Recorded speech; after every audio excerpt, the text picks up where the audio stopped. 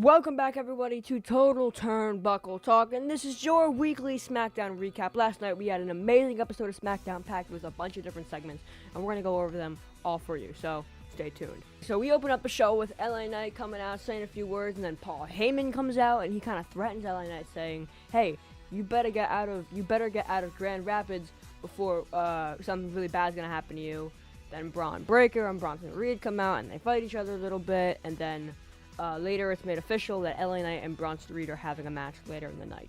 There was a Queen of the Ring semifinals match between Alexa Bliss and Asuka, and Asuka takes a W. I'm so glad that they are pushing her. Now, for those of you that played WWE 2K25, like myself, the Dunk and Destruction pack is coming out June 25th, 4 days away from the day that I am recording this, so stay tuned for that. Next up on the card, there was a match between Aleister Black and Kit Wilson, but it was interrupted by R-Truth, who just attacked Kit Wilson and said, "Hey, I want John Cena right now." And then they were like, "Yo, you gotta calm down. Like, you're having your match with him tonight." Like, yeah, no really point in that segment. But yeah, R-Truth got very angry in the middle of the show. Next up on the card, there was a match between Chelsea Green and Charlotte Flair, and Charlotte Flair breaks her losing streak and gets the victory. Then after the match, Piper Niven came in and attacked Charlotte Flair because they do that as heels. And then Alexa Bliss actually came out to help out Charlotte Flair. And Charlotte Flair was like, "I don't need help, and I'm not your friend." So, yeah. Next thing that happened was that Cody Rhodes, Jey Uso, Randy Orton, and Sami Zayn all came in the ring, the top 4 qualifiers for the semifinals of King of the Ring, and said, "Hey, we all respect one another, but there can only be one spot." And then from there, Sami Zayn and Randy Orton had their match, and the winner of that is Randy Orton. Randy Orton has progressed to the final match of the King of the Ring tournament and will face either Cody Rhodes or Jey Uso for a title shot at SummerSlam. Next thing on the card was that Nia Jax came out, and then Tiffany Stratton came out, and they were having the usual promo, and then NAOMI came in. And it really looked like there was going to be a cash-in opportunity for her and Tiffany Stratton, but then Nia Jax stopped Naomi from cashing in, like pulling her away from the ring. So, almost cashed in on a random night of Smackdown, but I'm glad they didn't do it yet. Coming next in the card was that Solo Sikoa and Jacob Fatu came out, and Solo Sikoa was like, "Hey, I love you, Jacob."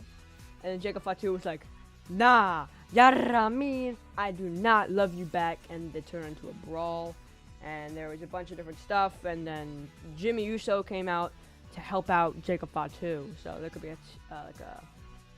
be a match between Solo Sikoa, JC Mateo, and Jacob Fatu and Jimmy Uso sometime soon. So stay tuned for that.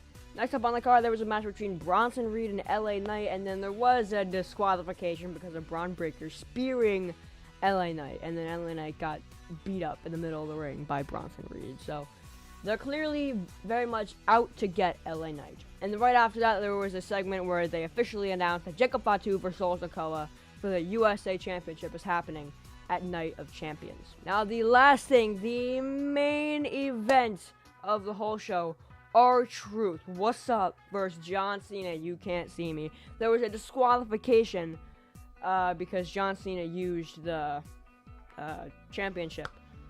But CM Punk came in to aid R-Truth, but CM Punk ultimately got slammed through a table.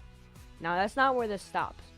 John Cena grabbed a microphone and sat on top of the turnbuckle and delivered a recreation of CM Punk's infamous pipe bomb promo.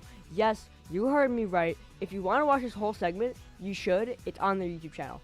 It is absolutely insane, and John Cena referenced other companies like TNA and Nick Nemeth and everyone else, and pretty much went off on everybody. It was a crazy, it was like CM Punk's pipe bomb promo before he left. So yeah, and then that was the end of the show with John Cena walking out. So John Cena is going crazy. Thank you guys so much for watching this episode of Smackdown Recap. If you did enjoy it, please smash the like button, subscribe, and turn on those post notifications so you never, ever, ever miss another upload. Till then, peace.